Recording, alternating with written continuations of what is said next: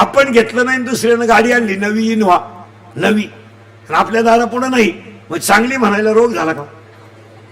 चांगली बा, आपले लोक चांगले नाही म्हणत, एव्हरेज नाही ते, बैठक खास नाही. आणि मेंटेनन्स फार. आणि त्याच्या दारापुढे जुनी जरी DI असली ना गाडी, तोड नाही. फळ रसाळ आहेत, गोमटी आहेत, पण इथं पवित्र ते कुळ, पावन तो देश. महिला मंडळ, गरोदरपणामध्ये स्त्रीला जो पदार्थ जास्त आवडतो तोच बाळाला आवडतो. काही पोरांना भात लय आवडतो, त्याच्याही भात खायची. पण काही पोरांना नुसता रस्सा आवडतो, रस्सा. त्याची आई एकही म्हसोबाची जत्रा सोडित नव्हती, लिंबू पिळून रस्सा आणायची त्याची आई. त्यामुळे ती क्वालिटी आली. तसं चालत नाही, जसे जे पेरलं तेच. आता काय माणसं मग शंका घेते, कारण मग त्याचा बाप माळकरी असून पोर चोर कसं आलं? बापाची वासना जसे तसं होणार. एसटी मध्ये एक माणूस उभा आहे स्टँडला धरून, वरती धरलेलं, पाठीमागून एक माणूस घुसला आणि त्याच्या मागच्या खिशातलं पाकिट चोरलं. ज्यानं पाकिट चोरलंय तो कोण असणार आता? चोर. एका पुरीनं ते पाकिट चोरताना त्याला पाहिलं. दुसऱ्या स्टँडवर तो माणूस उतरला, कोण? तो चोर. आणि ती पोरगी उतरली आणि ती गेली त्याच्या मागं पळत. ते झाडाच्या आड जाऊन पैसे मोजित होत. हिनं त्याला जाऊन गाठवलं. नेमावाटा, नेमावाटा चोरीचा नियम आहे, ज्यानं पाहिला त्याला नेमावाटा. तो म्हणला पण तू कोण? ही म्हणली तू फक्त पाकिट मारतोय, पण मी बाह्यांचे मंगळसूत्र मारते, दागिने. का? बाया लग्नाला घरातलं सगळं घालूनच येत असतात. मग आता ही कोण झाली? दागिने चोर. तो कोण झाला? पाकिट मार. मग तो म्हणला असं कर, धंदा दोघांचा एकच आहे, मग बायको आहे माझी. त्याने तिला बायको केलं. कालांतराने ठरल्याप्रमाणे तिला दिवस गेले. ती दवाखान्यात बाळणपणाला नेली. बाळणपणाला नेल्यावर नर्स आली बाळणपण करायला, पण नर्सच्या बोटात 5 ग्रॅमची अंगठी होती. बाळणपण व्हायच्या टायमाला तिने ती अंगठी काढली आणि स्टॅपला उठवली. ते बाळ बाहेर जसं आलं,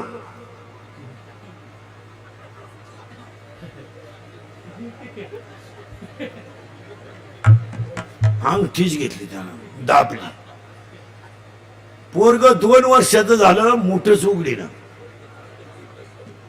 सगळे लोकांकडे नेलं, डॉक्टर आऊट झाले, पोर मोठंच उघडीनं. भानगड काय? एका मानसरोग तज्ञाकडे नेलं त्याला. ते 2 वर्षाचं पोरग झाले, मोठं उघडीनं. तो माणूस तज्ञ म्हणला थांबा, तुम्ही तिघही या. त्या माणसाला आत घेतलं, सांगितलं तुझं नाव. तू काय करतो? पाकिट मारतो.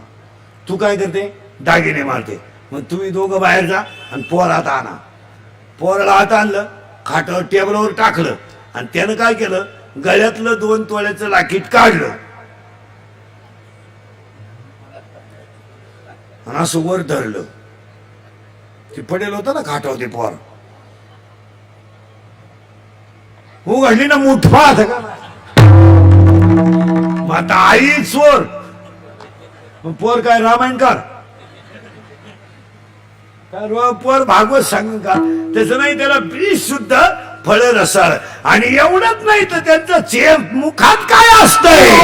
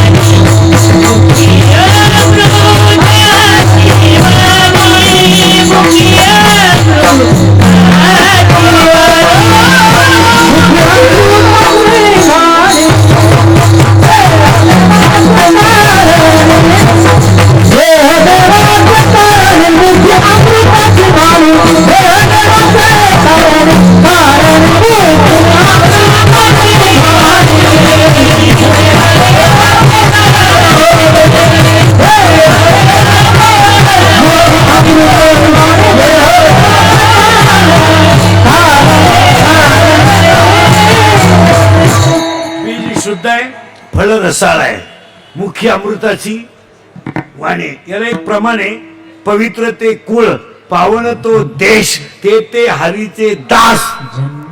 पण नुसतं तसं नाही ना, वरून निर्मळ नको, सर्व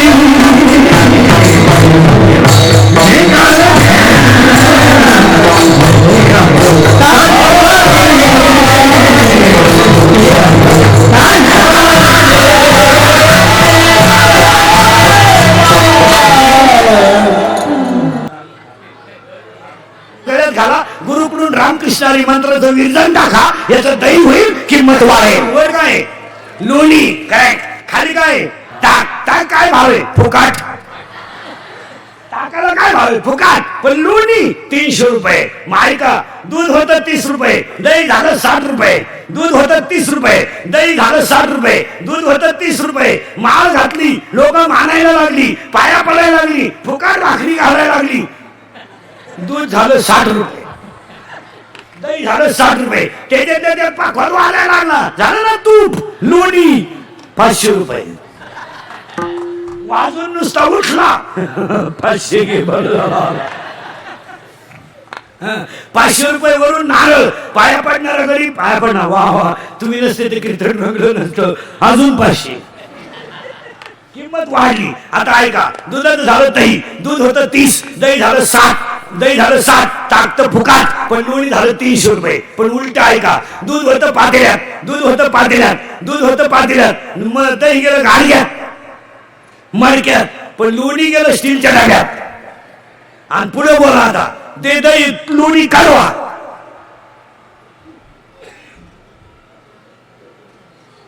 करेक्ट, लोणी कळवलं, काय काय झालं, तूप गेलं काचेच्या बरणीत. पण भाव काय 730 रुपयाचे झाले 7, 60 झाले 300, आणि 300 झाले 700. आता उत्तर द्या बाईला, म्हणलं त्या तुपावर काय केल्यावर परत दूध होईल.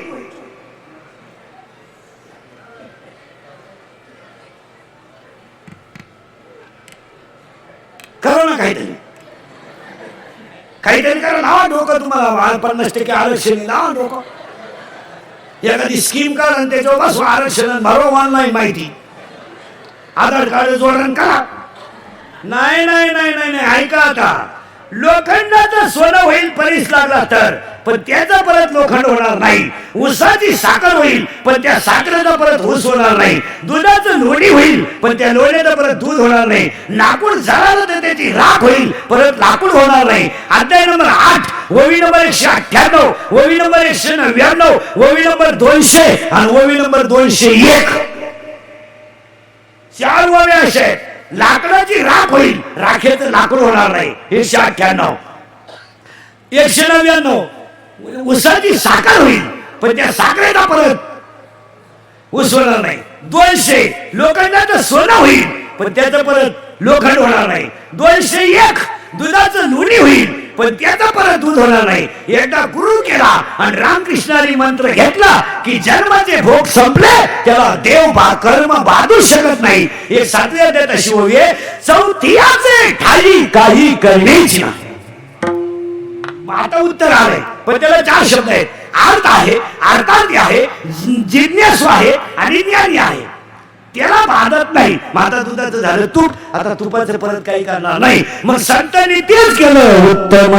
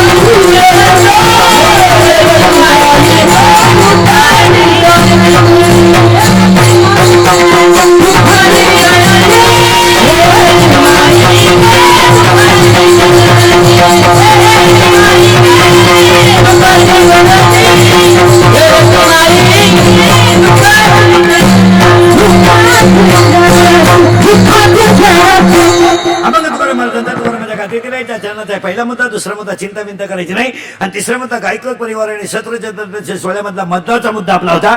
जन्माला यावं लागतं आणि आल्यावर जावं लागतं. फक्त एकच भाग आहे, उत्तमची उरे, उत्तमची उरे खेळतेवाले. फक्त दुधाचं दही व्हावं, दह्याचं घुसळण करा, ताक होईल, ताकाचं लोणी निघेल, आणि लोणी कळवल्यावर तूप निघेल. आणि एकदा तूप तयार झालं का काहीच नाही. एकच वाक्य फायनल, आई बापाचा आशीर्वाद असला की देवाचा असलाच पाहिजे असं नाही. आणि आई बापांवर भाषण करू नका, आई बापांवर कादंबऱ्या काढू नका, आई बापावर चित्रपट काढू नका, आई बापावर व्याख्यानं देऊ नका. त्यांना सांभाळायला शिका. नुसत्या कादंबऱ्या लिहून, कविता करून, भाषण करून यानं आई बाप सुधारणार नाही. कुत्र सांभाळायला जेवढा खर्च आहे तेवढा आई बाप सांभाळायला नाही. कुत्र्याला साखळी लागते, निवारा लागतो, 2 ताटल्या लागतात, फिरवायला गडी लागतो, त्याला बरमुडा लागते, हातात दांडकं लागतं.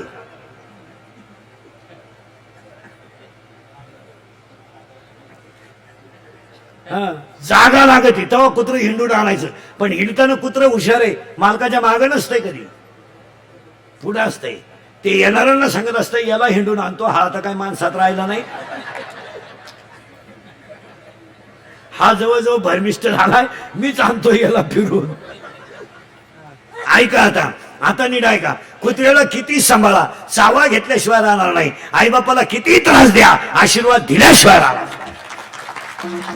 आईबापांवर भाषण नका करू. फार ऐकून ऐकून लोक बधीर झाले. आईबापाची माहिती, कोणत्याही 10वीला प्रवचन ठेवलं ना, 2च गोष्टी ऐकायच्या अख्ख्या नदीवर, आई, दुसरं ऐकायचंच नाही काही. नदीला 10वीला जेवढी प्रवास, आमच्याकडे जनरली 10वीला प्रवचन असतात. 8:30ला प्रवचन सुरू होतं, 9:30 पर्यंत 2च गोष्टी ऐकायच्या. बरं, सांगणाराचे आई बाप घरी नाही ना. जो नदीला 10वीच्या प्रवचनात रडू रडू आईची माहिती सांगतो, त्याची आई त्याला 3 वेळा हाणेल ना. एक ओवी आहे, जयाची ऐक धरण आहे. आई बापांवर भाषण नका करू मला. आई बापांचं कौतुक, आई बापावर भाषण. आज कीर्तनामध्ये बसलेल्या 50% महिला अशा निघतील आत्ता आत्ता, का तुम्हाला तुमच्या नातवाला आत्ता हात लावायचा अधिकार नाही. आत्ता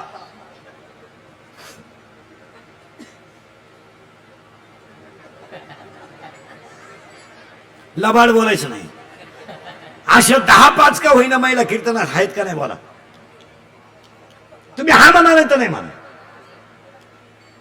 कोणत्या आईला वाटत नाही माझ्या अंगावर नातू घ्यावा, कोणत्या आईला वाटत नाही मी नातवाचा मुका घ्यावा, कोणत्या आईला वाटत नाही मी माझ्या अंगावर अंगा खांद्यावर नातू घ्यावा, कोणत्या आईला वाटत नाही मी बोबडे बोलायला त्याच्याशी बोलावं, कोणत्या आईला वाटत नाही मी त्याला झोळी टाकून झोका द्यावा, कोणत्या आईला वाटत नाही मी वाटीत भात घेऊन त्याला गाणं म्हणून घालावा. आज एक मुलगा जर आईतून व्हायला राहतो तर तुम्ही नक्की सुधारले कशात, प्रश्न विचारा ना. भारी कपडे घातल्यानं जग सुधरत नाही. किती सुधरा, अजून लोक तोंडानं जेवतात.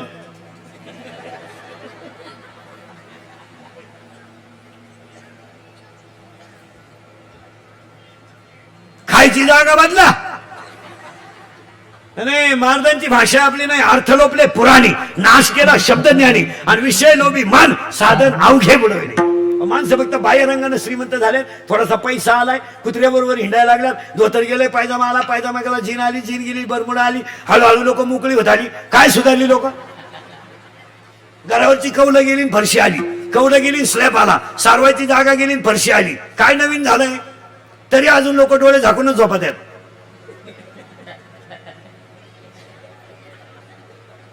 मग श्रीमंत माणसं डोळे वाचून झोपत आहेत का? तुम्ही नैसर्गिक गोष्टीवर अतिक्रमण करायचं नाही महाराज. म्या बोलविल्या, म्या चालविल्या, असं नाही चालत महाराज. मुंगी किती जरी फिरली, मुंगी किती जरी फिरली तर मेरू पर्वत कधी ओलांडू शकत नाही, आणि मासा किती जरी पोहिला तर समुद्र कधी तरू शकत नाही, आणि पापाची लक्ष्मी किती कमवा, खानदान कधी सुखानं जगू शकत नाही. नाही 13वा अध्याय ओवी सांगतोय, मुंगी मेरू ना ओलांडवे आणि मस्का सिंधू न तरवे. आयांवर कादंबऱ्या करू नका. या गायकर परिवाराने आज जो सहस्त्रदर्शन सोहळा केला, या कुटुंबाला आजपासून ध्यानात ठेवा. आजची तारीख आणि वाक्य लिहून ठेवा. आयुष्यात तुम्हाला कधी कमी पडणार नाही.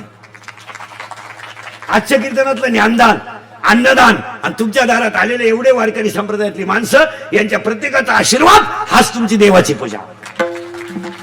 हे एवढे तुम्ही कीर्तन नसते ठेवले तर आलं नसते. आई वडिलांचं मातृपितृपूजन सोहळा ठेवला नसता तर हे आले नसते. हे लग्नाला येणारे नाहीत, हे सभेला येणारे नाहीत, हे साखरपुड्याला येणार नाहीत, पण कीर्तन न बुडवणारे आहेत. हे लग्नाला नसते आले, हे लग्नाला नसते आले. तिकडे उलथा तुम्हाला काय करायचं ते करा. लग्न का व्हाय करावं काही नाही. हे लग्नाला नसते आले, साखरपुड्याला नसते आले. आज गायकर परिवाराच्या दारात एवढे मोठे वारकरी. महाराज वारकरी का दारात येतो माहितीये का महाराज? आणि केव्हा येतो माहितीये का? वारकरी कोणाच्या घरी जायला येणार का? तो कोणाच्या घरी जाईल का वारकरी? वारकरी येतो. पण तुमच्या दारामध्ये एवढे वारकरी आले ना, प्रत्येकाच्या मुखातला आशीर्वाद तुम्हाला 2 पिढे पुरेल. आणि हे वारकरी तुमच्या दारात आले याला 2च कारण आहेत आज. एक, तुमच्या आई वडिलांची पुण्याई, आणि त्या पुण्याईच्या जोरावर तुम्हाला आशीर्वाद देण्यासाठी जमलेले वारकरी. बाकी कुणी कुणाच्या घरी जायला मोकळं नाही. वारकरी 22 दिवस माऊली सोहळ्यात चालतो, कोणाला रामराम घालीत नाही. तो काही असं कच्चा गडी काय 22 दिवस चालतं, ते काय खात नाही कोणाला. डोक्यावर पडशी खांद्यावर चलो, मिळाली तर मिळाली भाकर, नाही तर तो माऊली देणारच आहे. म्हणत नाही मला भाकर देते, फुगीर राहते ती. फुगीर म्हणजे त्याचा स्वाभिमान असतो का मी वारकरी आहे, मला कोणा पुन्हा वाकायची. मग रस्त्याला अशी भिकारी किती आले. बंगलेवाल्याच्या गेट पुढे भिकारी आलं, बंगलेवाल्यांना 90 मारेल होती. तो भिकारीला म्हणला बाहेर निघ. गेट मध्ये दिसलं तर तंगड्या तोडीन. तो भिकारी म्हणला मी असाच होतो, तू तरी तंगड्या तोडीत हो, पण मी भिकारी पोत्यात घालून आणत होतो. आता माझ्या हे दिवस आले हे तुला सांगायला आलो. दिवस फिरतात. ज्या घरांमध्ये आईबापांचे छेड झाले, गायकर पाटलाच्या परिवाराने ध्यानात ठेवायचं, तुम्हाला 3 पिढ्या आता कमी पडणार नाही. पण एक वाक्य लिहून घ्या, प्रत्येक माणसाकडे सध्या मोबाईल आहे. आहे का नाही? कालवणाला तेल नाही पण मोबाईल आहे, डोक्याला तेल नाही पण मोबाईल, घरात लाईट नाही पण मोबाईल आहे. पण केवढ्याचा आहे मोबाईल? घ्या एकदा लिहूनच घ्या, 2 मिनिटं. मोबाईल सांगतो तुम्हाला. मोबाईल केवढ्याचा घ्या, तो नोकियाचा असो, सॅमसंगचा असो, जिओचा असो, तो रेंज नसताना चालून दाखवा.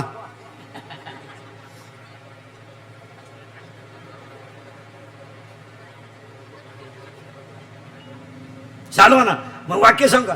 मोबाईलचं हँडशीट चालवायचं असेल तर त्याला काय लागते? बोला पटकन. रेंज. मग अनंत जन्मीच्या पुण्याची सामुग्री आणि आईबापाच्या आशीर्वादाची रेंज पाहिजे, तेव्हा लक्ष्मी टिकत असते. मोबाईल सांगतो त्याला आईबापाच्या पुण्याची रेंज पाहिजे. हे तुम्हाला ते पुण्य कमावलं, आज रेंज आली. आता मोबाईल मध्ये बॅलन्स किती आहे सगळ्यांचा? तुमच्या माझ्या 100 रुपये. माझ्या सगळ्या मोबाईल मध्ये, इनेवाल्या बाबाच्या टाळकऱ्यांच्या सगळ्यांच्या मोबाईल मध्ये 100 रुपये बॅलन्स आहे. 100 रुपये बॅलन्स कोणता? अल्प आयुष्य. मानव देह शतक लिहिले ते, पण किती वर्ष आयुष्य आता प्रत्येकाला? बोला पटकन. आजारी तुम्ही बोला जा. 100 मध्ये 50 गेले झोपेत. किती राहिले? 50. बालपण गेले नियंता, तरुणपणी विषय व्यथा, आणि म्हातारपणी प्रवर्तले चिंता. मग तुमचे माझे 50 रुपये बॅलन्स गेले ना फुकट. TikTok, WhatsApp, PUBG. TikTok, WhatsApp, PUBG, YouTube, message किती गेले?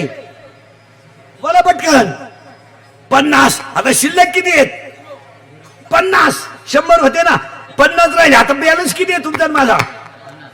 50. त्याच्यात 25 रुपये बोगस गेले. नको त्याला जागा कर. हॅलो कुठे? हॅलो कुठे? आवाज नाही येत. झाडावर चढ. चटी गुतली झाडात. चटी झाडालाच राहिली, हवर चढला. हॅलो आता येतोय का आवाज? हा. काय हो? काय नाही. सहज. तू का नालाय घे का? सहज म्हणजे केलं सहज. सहज. हा. जेवला का? हा. झोपला का? हा. झोपला? झोप आली का? झोप. मग आता तू काय उठून बसणार आहे का? झोपलाय का? पालथाय का? होता नाही. अरे काय नालायक पण आहे. किती गेले?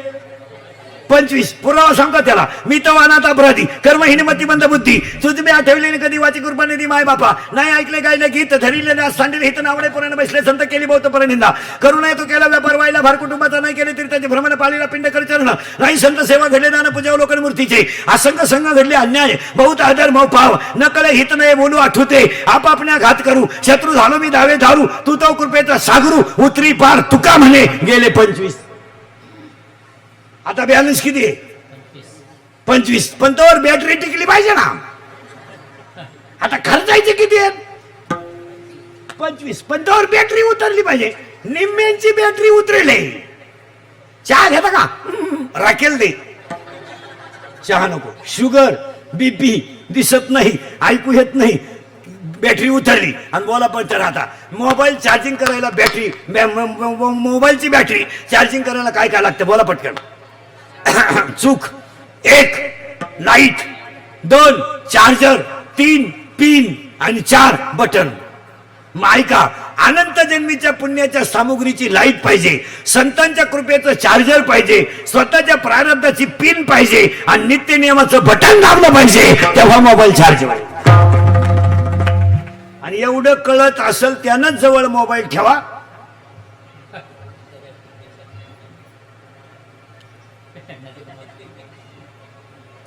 स्वतःच्या नित्य नियमाचं बटन दाबलं पाहिजे.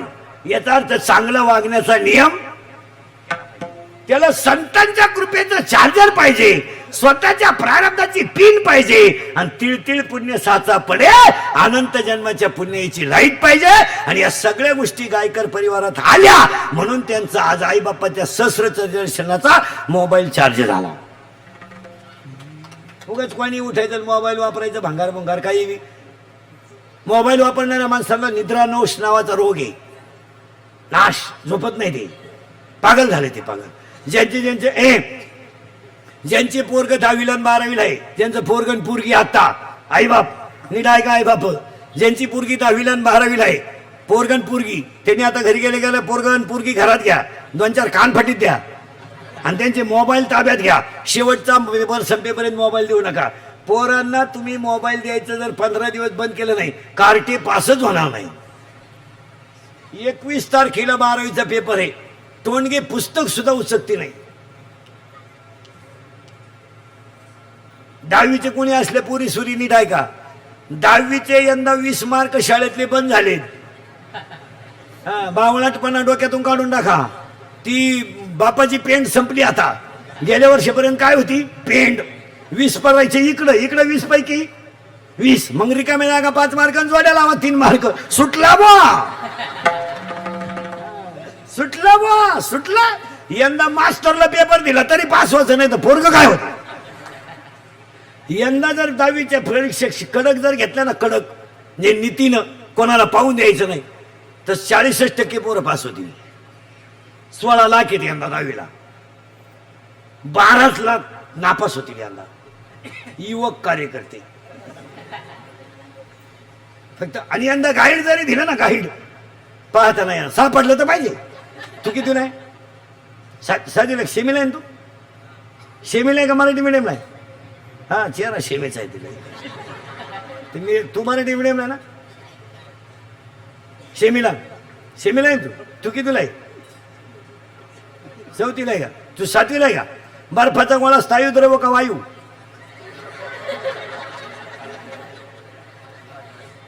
स्थायू. घाबरू नको, स्थायू. तू 10वीला आहे ना? 10वीला कोण पोरगी याच्यात? तू 10वीला आहे का? सेमीला आहे का मराठी मिडियमला आहे? मराठी मिडियमला आहे का? आता 10वीला आहे तू? मराठी मिडियमला आहे का? मराठी मिडियमला आहे का? मी एक रिकामी जागा सांगतो तेवढी भरून पाहायची.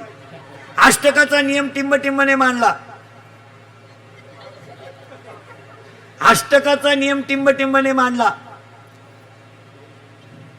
10वीच्या कोणत्याही पोरीनं सांगा. अष्टकाचा नियम टिंबटिंबने मांडला नाही येत. पुढचं सांगतो. त्रिकाचा नियम टिंबटिंबने मांडला. करेक्ट.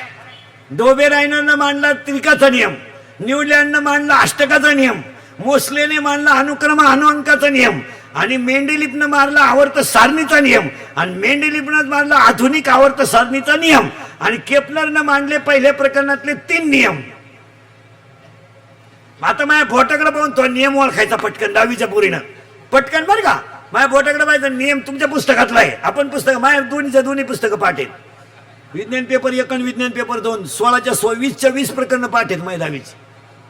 हा, 10 प्रकरण द्या का मला फक्त बोटावरून तो नियम सांगायचा मला.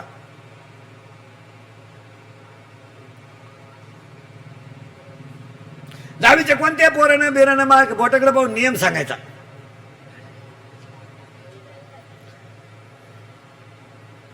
कोणते बी डावा बरोबर आहे, डावा बरोबर आहे, डावा हात बरोबर आहे.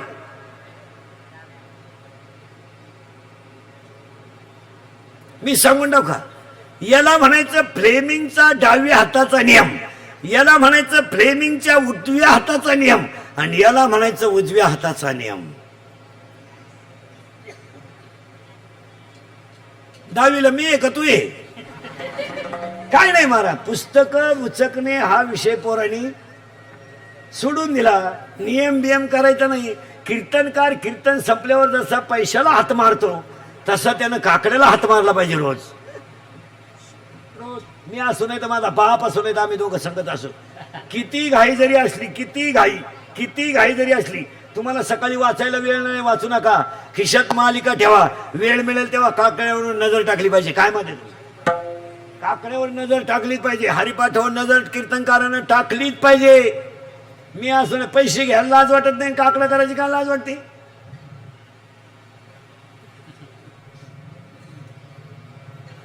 भजन्या हा कधी दिवस उगायच्या नंतर उठला नाही पाहिजे. महाराज असो नाही तर कोणी असो, जो दिवस उगता उठतो तो महाराज नाहीच.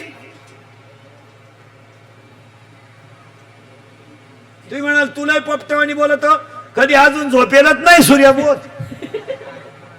4 करतोय. काल 4 कीर्तन केलती, परवा 4 केलती एका दिवसात. 3 तास रोज हाणतो मोकळे, चालू 3. आता 4 2-4 दिवस माग शुद्ध दशमी म्हणून तरी साला ताईट. अगोदर आपण करायचं मग लोकांना सांगायचं. मी माझा बापू उचलून आपटायचा आणि तुम्हाला बापू कविता सांगायची. लाज नाही वाटली बाई? तू का म्हणे अंगे काही फळं रसाळे गोमटी नाही. इथे आपण काही फळं रसाळे गोमटी नाही, काही रसाळे आहेत पण गोमटी आहेत, काही गोमटी आहेत रसाळ नाहीत, काही रसाळही नाही गोमटी नाही. लिंबाची लिंबुळी रसाळ आहे गोमटी नाही, लिंब रसाळही नाही गोमटी नाही, नारळ गोमटा आहे रसाळ नाही, हापूस आंबा रसाळही आहे आणि गोमटा आहे, आणि धोत्र्याचं बोंड रसाळही नाही गोमटाही नाही. काही माणसांच्या आईबापाच्या बियातच दोष आहे म्हणून संतती खराब आहे. आणि असं कोणी उठायचं माया पोरगा कीर्तनकार आला पाहिजे अशी अपेक्षा धरायची नाही. नाही नाही नाही, लोकांचा काय भ्रम झालाय, कीर्तनकाराचं पोर भजन्या झालं पाहिजे, पखवाद्याचं पोर पखवाद्या झालं पाहिजे. असं घडत नाही. पखवाद्याचं पोरग येडं निघू शकतं, भजन्याचं पोरग स्वऱ्या करू शकतं, बाबाचं पोरग पंप लुटू शकतं. असं नाही चालत. जगात एकच माणूस आहे का जे बापाला जमलं ते पोराला जमतं, पुढारी. बाप दमला का पोऱ्या उठलाच. युवा नेतृत्व हे महाराज लोकांना नाही जमायचं. आपण तो प्रयोग करायचा सुद्धा नाही. का? अध्याय नंबर 9 ओवी नंबर 38 मुडा हुणीपीची काढले निर्वाळी भूमी पेरिले ते सांडीवी खुरी गेले ते काही. मग माळकरी मंडळांनी काय का, हनुमंताचा जन्म सीतेला सोडवण्यासाठी झाला, रामाची भक्ती करण्यासाठी झाला. महिला मंडळ, हनुमंताचा जन्म सीतेला सोडवण्यासाठी झाला, रामाची भक्ती करण्यासाठी झाला का अंजनीच्या तपासाठी झाला?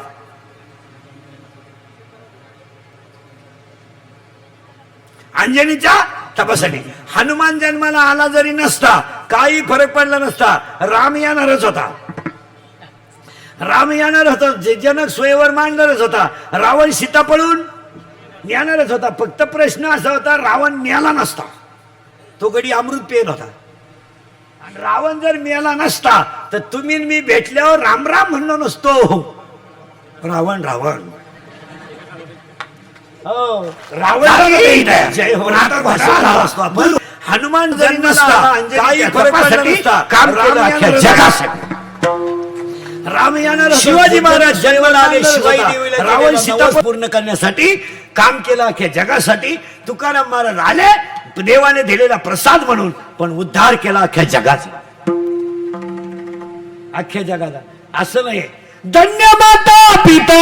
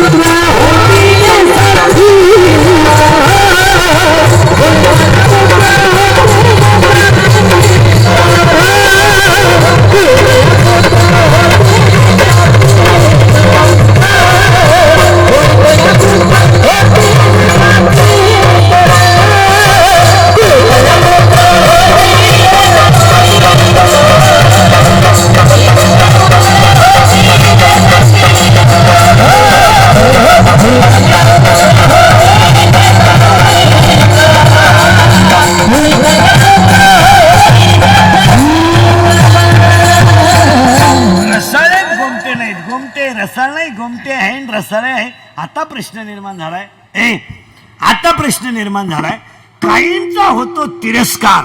शब्द नीट ऐका बरं का. काहींचा होतो तिरस्कार, काहींचा होतो स्वीकार आणि काहींना मिळतो पुरस्कार.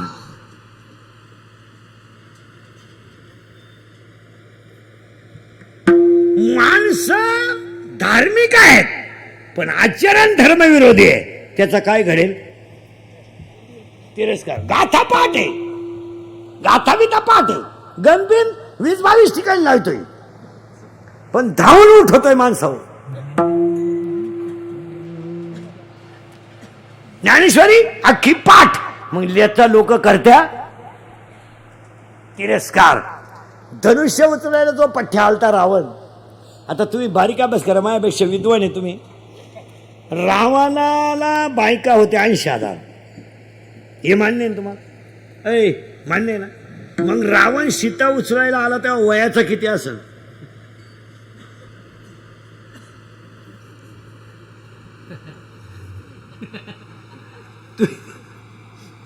आता त्याच्यापेक्षा जाणकार माणसं लगेच सांगतील या पठ्ठ्याची पिढी होती 3री, आपलं 4थी. रावणाची पिढी होती 4थी आणि दशरथाची पिढी होती 57वी. मग किती जुना रावण होता? राम ही 57वी पिढी आहे आणि रावण ही फक्त 4थी पिढी आहे.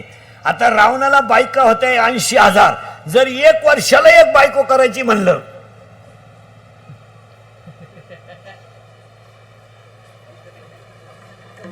वर्षाला 1 म्हणजे निदान बायकांच्या हिशोबाने रावणाचं वय किती असेल? 80,000. आणि अगोदर काय 15-20 वर्ष असं का नाही का जन्मला बायको केली त्याला. मग ते 15 धरा. मग रावण साधारणपणे सीता उचलून पळून न्यायला आला तेव्हा अंदाजे किती वर्षाचा असेल? 95,000. 80 ते 15 तेव्हा सीता किती वर्षाची होती माहिती का? किती वर्षाची होती माहिती का? 18. आता घोटाळा परत त्याच्यात असा आहे, रामाने सीता जिंकली तेव्हा राम होता 25 वर्षाचा आणि सीता होती 18 वर्षाची, आणि तेव्हापासूनच मुलीचं वय ठरलं. आता ते पोराचं चुकीचं ठरलंय, ते 21 ते 25 पाहिजे. लोकांना ब्या वाटायला लागलं 25 होतो, बाप किती वेळा हाणतो किती वेळा नाही, म्हणून ते 21 केलंय. नाही तर रामाचं वय होतं 25 आणि सीतेचं वय होतं 18, आणि हा पठ्ठ्या सीता पळून न्यायला आलता, याचं वय होतं 95,000 वर्ष. म्हणून रावणाचा लोक करतात तिरस्कार आणि रामाचा करतात स्वीकार. आता उलट सांगतो, समाजाने ज्यांचा तिरस्कार केला त्यांना देवाने जवळ केलं. रावणाचा अख्ख्या समाजाने केला तिरस्कार, पण बाण मारायला रामाजवळ गेला. उलटा कार्यक्रम झाला का नाही? शबरीच्या डोक्याला कोणताच भांग नव्हता. शबरी कधी ब्युटी पार्लरला गेली नाही, फेसिंग केलं नाही, मिक्सिंग केलं नाही, सॉफ्टिंग केलं नाही. ब्युटी पार्लरला गेल्यावर 3 गोष्टी करावं लागत्या पोरीनं. पहिलं फेसिंग करावं लागतं, नंतर मिक्सिंग करावं लागतं आणि नंतर सिरेमिक्स करावं लागतं. असं आहे ते. फेसिंग म्हणजे फक्त खड्डे भरणे आणि डांबर होत नाही, आणि मिक्सिंग म्हणजे इथल्या ह्याला सॉफ्टिंग करणे, आणि सिरेमिक्स म्हणजे इथल्या फटीत चमकी भरणे. आणि त्याला 3 प्रकारचे भांग पाडावं लागतात. पहिला भांग आहे त्याला म्हणायचं पॉप, आणि तो पॉप भांग असा आहे का त्याला मध्ये खड्डा आहे, पुढं झटका आहे. म्हणजे इकडे एक टोंकळा, इकडे एक खड्डा आणि इकडे एक खड्डांमध्ये डोंगळा, त्याला म्हणायचं पॉप. आणि दुसरा एक भांग आहे देवयानी.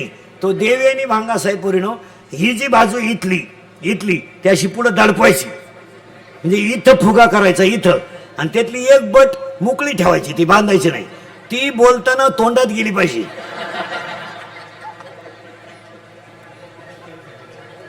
मग बोरी बोलताना असं करत असते बा, मी डोक्यातून गेले, त्याला म्हणायचं देवयानी. आणि आता नवीन एक भांग आलाय, नवीन, त्याचं नाव मला माहित नाही, पण चला हवा येऊ द्या. पाहिलं ना तुम्ही, चला हवा येऊ द्या, त्याच्यात भांग आहे बऱ्याच नाट्यांचा. तो भांग असा आहे पोरीनो, एकच बाजू बांधायची, ही बाजू बांधायची नाही, मोकळी अशी ओढून घ्यायची, इथं दिसलं नाही पाहिजे पुढं काही, आणि चालताना अशी चालली पाहिजे.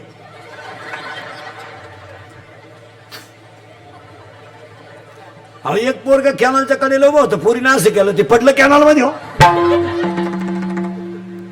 शबरीचा लोकांनी केला तिरस्कार, रामाने केला, समाजाचा रावणाने केला तिरस्कार, रामाने केला स्वीकार. समाजाने तुकोबरायचा केला तिरस्कार, देवाने केला स्वीकार. माऊलीचा समाजाने केला तिरस्कार,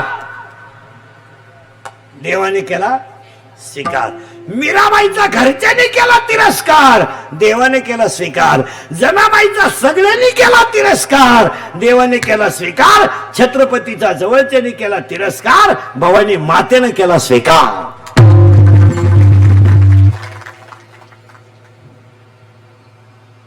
आता आपलं लोक काय करतात, काम झालं तर करतात स्वीकार, नाही झालं का तिरस्कार. आपण घेतलं नाही, दुसऱ्यानं गाडी आणली नवी इनोवा, नवी, आपल्या दारा पुढे नाही, मग चांगली म्हणायला रोग झाला का? चांगली बा, आपले लोक चांगले नाही म्हणत, ऍव्हरेज नाही, ते बैठक खास नाही, आणि मेंटेनन्स फार. आणि त्याच्या दारा पुढे जुनी जरी DI असली ना गाडी, तोड नाही. फळं रसाळ आहेत, गोमटी आहेत, पण इथं पवित्र ते कुळ, पावन तो देश. मग बीज कसं असायला पाहिजे,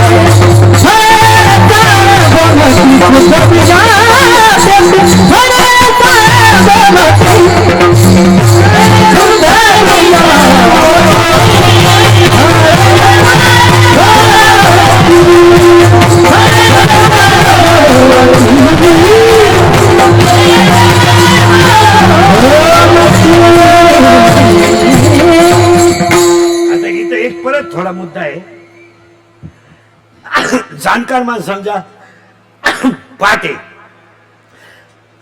पुलश्य नावाच्या ऋषीने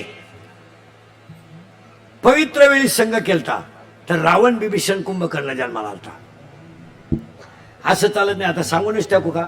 स्त्री संघ जर समतिथीला झाला तर मुलगा होतो, स्त्री संघ जर विषमतिथीला झाला तर मुलगी होते, आणि स्त्री संघ जर आशु वेळेला झाला तर होणारी संतती रांगडी बेवडी आणि खानदान मातीत घालणारी होत असते. नारायण नारायण म्हणत संघ झाला तेव्हा भक्त प्रल्हाद जन्माला आला, आणि आशु वेळेला संघ झाला तर हिरण्याक्ष नावाचा राक्षस जन्माला आला. अशी बोगसगिरी चालत नाही. महिला मंडळ, गरोदरपणामध्ये स्त्रीला जो पदार्थ जास्त आवडतो तोच बाळाला आवडतो. काही पोरांना भात लय आवडतो, त्याच्याही भात खायची, पण काही पोरांना नुसता रस्सा आवडतो, रस्सा. त्याची आई एकही म्हसोबाची जत्रा सोडित नव्हती, लिंबू पिळून रस्सा आणायची त्याची आई, त्यामुळे ती क्वालिटी आली. तसं चालत नाही.